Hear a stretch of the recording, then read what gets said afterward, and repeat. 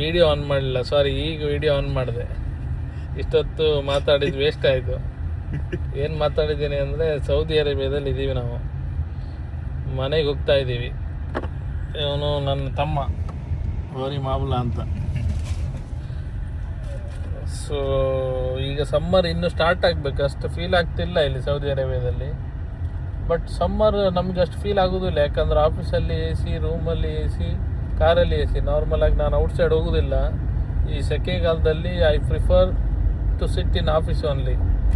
ಬೇರೆ ಟೈಮಲ್ಲೂ ಆಫೀಸಲ್ಲೇ ಕೂತ್ಕೊಳ್ಳೋದು. ಹಾಗಾಗಿ ಈಗ ಟ್ರಾಫಿಕಲ್ಲಿ ಸಿಕ್ಕಾಕೊಂಡಿದ್ದೀವಿ. ನೀವು ಬೇಕಾದರೆ ಟ್ರಾಫಿಕ್ ಕಳಿಸ್ಬೇಕಂದ್ರೆ ತೋರಿಸ್ತೇನೆ, ಬೇಕಾ ನೋಡಿ. ಆಗ್ತಾಯಿಲ್ಲ ಈಗ ಬ್ಯಾಕ್ ಕ್ಯಾಮರಾ. ಇದಕ್ಕೆ ಏನು ಮಾಡಬೇಕಂತ ಗೊತ್ತಾಗ್ತಿಲ್ಲ. ಫಸ್ಟ್ ವ್ಲಾಗ್ ಇದು ನಮ್ಮದು. ನಿಮ್ಮೆಲ್ಲರ ಆಶೀರ್ವಾದ ಇರಲಿ.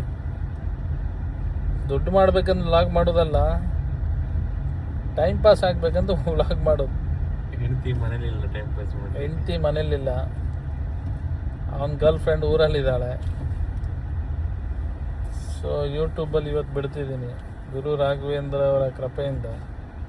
ಹೀಗೆ ಬರ್ತಾ ಇರಲಿ, ವ್ಯೂಸ್ ಆಗ್ತಾ ಇರಲಿ. ಸಬ್ಸ್ಕ್ರೈಬರ್ ಆಗದಿದ್ರೂ ತೊಂದರೆ ಇಲ್ಲ.